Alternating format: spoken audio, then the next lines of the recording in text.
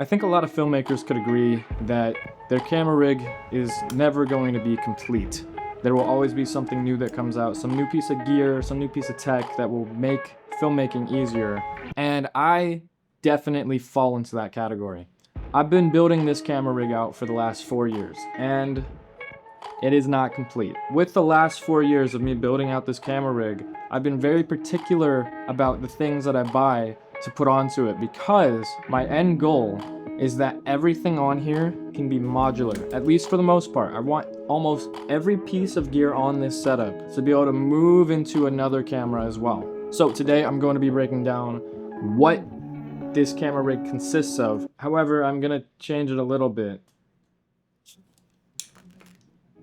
So we're just talking about the camera rig itself, not including like a shoulder rig, just everything that lives here. In the description, I will have links to everything you need to build this rig in particular. I will also be getting into why I might not recommend that.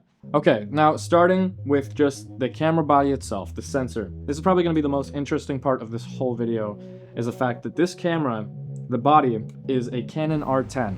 The Canon R10 is a very beginner, technically photography camera. The Canon R10 can shoot 1080p, 120 FPS, 4K 60 with a massive crop, 4K 30, and 4K 24. And if you have the right SD cards, you can shoot in 10-bit. So next we'll move on to the lens. I have two lenses. The first one is this kit lens. When I got my camera, it came with this kit lens. It's an 18-45. It is a variable f-stop. It's ridiculously teeny, which is great for some scenarios, but for a lot of my work, I don't even touch this. It's pretty dusty. It's been living on my shelf. And the second one is the one that's on my camera. The lens that I have on my camera right now is a 24-105 variable f-stop photography lens. I got this lens because I needed to be able to zoom in further and get more variation in the shots I could get, and this was a relatively affordable lens. It still is. You can find it very cheap on Amazon. It is a full frame lens, which I found out recently, which is amazing, because that means that if I get another full frame Canon camera, that I can just throw this lens on there, so that at least helps with some expenses. But it is also not super ideal because it has a variable f-stop. So this lens is an f4 to f7.1. If you are looking to get a rig similar to this, I would recommend that you probably save up for a better lens that will have a much smaller f-stop, like a 2.8 or a 1.5. But I will once again let my work speak for itself. If you know how to use your gear, then you should be able to get a good image. And I believe that I've been able to utilize this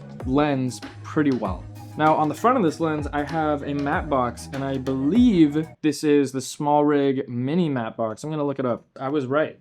It has a lot of carbon fiber on it. It has 4 step-up rings, and it has a lot of adaptability because it has threads on the step-up rings so that you can put ND filters on it. Also in the matte box right now, I have a variable ND filter. This is a 9-stop variable ND filter. I got this one from KNF. It's been amazing. It's been super helpful. The one gripe that I have is that if you need to adjust the variability, I have to reach around the matte box to adjust it. So not super helpful. Next, we'll go to the power. I invested in a fairly expensive V-mount battery. So the V-mount battery that I have powering my system is the SmallRig 99 Pro. This is a 99 watt-hour battery, which means that I can take it on a plane. Anything past 99 watts you cannot actually travel with on a plane, but this one you can. I also have a 50 watt-hour battery from Newear, but this one typically resigns only on my gimbal because I have a few other attachments on my gimbal so that this just can stay on there.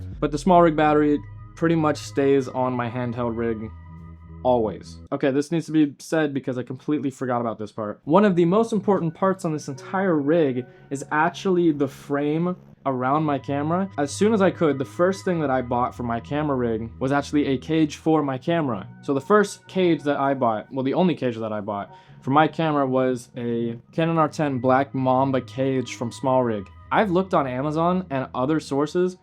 I can't find this cage anymore. And I'm not sure if they're making it for the Canon R10, which is crazy, which means that I have one of like the last ones that was produced. Don't quote me on this because I'm not sure. I will be leaving links to other cages in the description, but I have not been able to find this. So protecting my camera is the Black Mamba cage from SmallRig, which literally allows for all of this stuff to be added on and attached to my camera. So it's very important to have a cage. Moving on, finally getting to the V-mount plate, the actual thing that allows me to put a battery on this. So I have the SmallRig light foldable V-mount plate. With SmallRig's cage for my camera, it has a quick release sliding mechanism on the bottom. So the V-mount plate that I have actually is modular with that, so I can quick release the V-mount plate on and off of the camera. Also, one of the most important things that you'll probably want to look into getting is a dummy battery. I have a dummy battery in this camera that goes basically right in where the battery slot is. It has a cord that like goes out, and I have it plugged directly into the battery.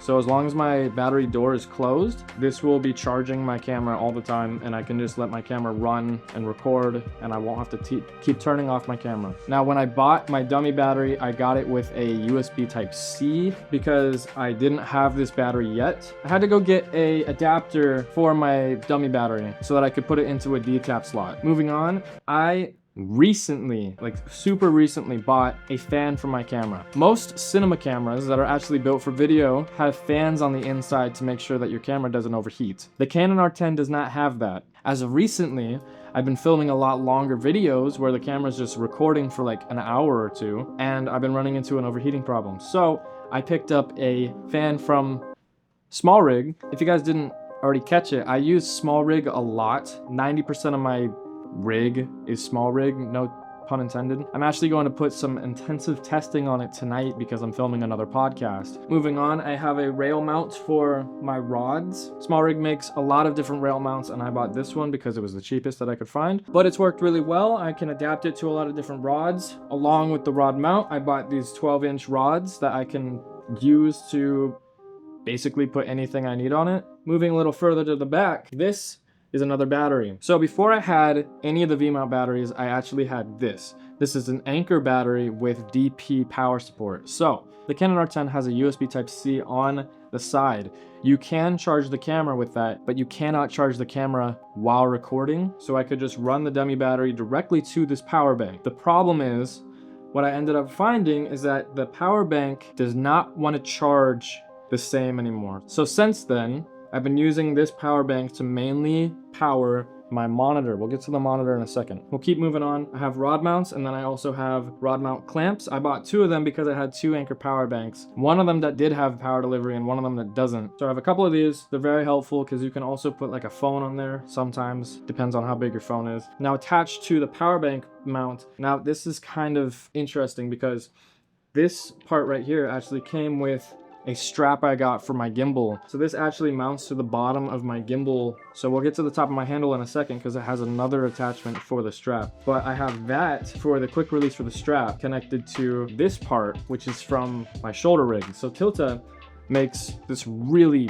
good shoulder rig that's super adaptable that can hold like 17 pounds. And I got that a few months ago so that I could do shoulder rig work. The shoulder rig has this back mount so that you can basically just hang the shoulder rig on your shoulder. The pad you can take off. Everything on here is quick release via NATO rail, and it's super modular because it also has quarter 20 mounts. I decided one day when I had to go shoot another concert to try and mount this onto the gimbal mount so that I could have a pad so I could hold the camera against my chest, because having more points of contact while you're recording is important to get more smooth and steady shots. So I was able to kind of rig this whole crazy looking system together so that I could actually like put the camera in my shoulder when I was shooting. We're gonna move to the top handle. This is a SmallRig top handle. It has area locating pins so that it doesn't move. A lot of adjustability. You can turn it any which way you need. It has two cold shoe mounts on the back, one cold shoe mount on the front. It has area locating pins on the top and on the front. Now on mine, I have a quick release for my magic arm from SmallRig because I use a magic arm on my gimbal setup, and if I need one for this setup, I like to be able to just put it on and off. On the top, I also have a Velcro strap because I like to have one just in case I need one for cable management or anything else we might need on a set. And then right in front of that, I have the other quick release mount for the strap. So basically, I'll have a quick release mount for the strap in the front and the back so that there's some balance. And then when I'm just going handheld and I'm going to like a concert or I have some other type of shoot I have to do, which is just like run and gun, I can throw the strap over my shoulder and make sure that I have it secure and then not have to worry about like letting go or like dropping or anything like that. So it takes a huge load off. At the front of the handle, I have a monitor mount. This is a super nice monitor mount from SmallRig. This monitor mount is thick. It is very wide. And my monitor has HDMI ports that kind of don't work with that.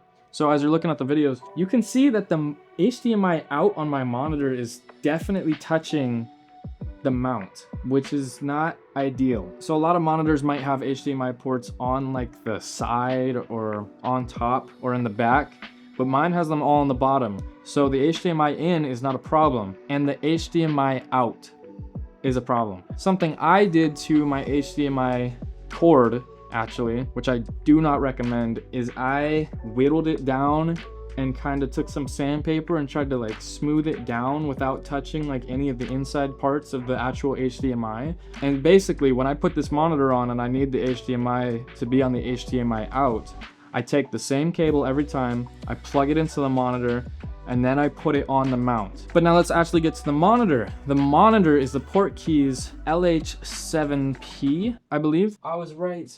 It is a 7-inch monitor. So investing in this was actually a game changer. Not only does it have a ton of professional features like anamorphic D-squeeze, false color, focus peaking, you can load up to 3 LUTs on it. It has been a game changer for my filmmaking. Let alone, it is also just a 7-inch monitor that is massive, so you can see everything in a lot of detail. Finally, moving on, one of the things that I have also found very helpful, not only for myself but for clients, has been a transmitter. So when I bought my gimbal, it came with this RavenEye transmitter. It transmits 1080p to any phone that has an app or a Wi-Fi signal. So I can run my HDMI out of my monitor directly into this RavenEye, and then I can send the signal to my phone. And then if I have a director, producer, client, they can watch my phone and see everything that I'm shooting. I also bought a mini HDMI to full HDMI adapter because, let's be honest, mini HDMI is kind of like the bane of every filmmaker's existence. The RavenEye, I should also mention, is a mini HDMI. This side handle, if it looks weird or kind of janky, that's because it is. I made this side handle. I took a block of wood and then I spent a ton of time whittling and sanding this side handle. I also got my uncle's help to cut out the middle with the right thread width, and the screws are 1/4-20 so that I could actually mount it onto my cage. And then on top of this handle, I super glued a cold shoe mount. And I guess really the last thing I can talk about on my specific camera rig is the base plate. So this is the base plate I'm using. It's from Tilta, and there's a few specific reasons why I'm using it. I actually bought 2 of these base plates. So this one from Tilta is very particular because it has locking mounts for the shoulder rig specifically. If I try to put any other base plate on my camera from SmallRig or DJI, it either will not fit or it will be too loose and I can't clamp it onto the shoulder rig. And this one actually has, like I said, like these locating mounts so that it can lock into the shoulder rig without me having to tighten it down. One of these came with my shoulder rig and I bought another one to put on my camera rig specifically. The other mount lives on my gimbal so that if I need to put the gimbal on my shoulder rig, which is a crazy concept, and I'm gonna make a video all about me using that setup, but that one can live on the gimbal and this one can live on my camera. There are workarounds. You can take off the quick release system from the shoulder rig and just mount the camera directly onto it. The shoulder rig itself also has a Manfrotto layout as a base plate, so I can put the shoulder rig directly onto a tripod. You saw it earlier in this video, it was directly on here. But if you want to be able to quickly go from shoulder rig to handheld, you need this base plate. So I bought 2 of them. I bought an extra one to put directly on my camera. Having a Manfrotto, not even from specifically Manfrotto, but having a Manfrotto style baseplate is super important. But that is this entire setup. If you want to see some of the content that's been created with this, just look at everything on my YouTube channel within the last 3 years. It will most likely be this camera. But as I've said a few times, links to everything on this rig in the description. A lot of it can be used with other cameras. Most of it can. If you found this helpful, please like, and if you want to see more videos like this, comment what you want to see, and also consider subscribing. It would help me a lot, and I really appreciate it. Until next time, have a good day.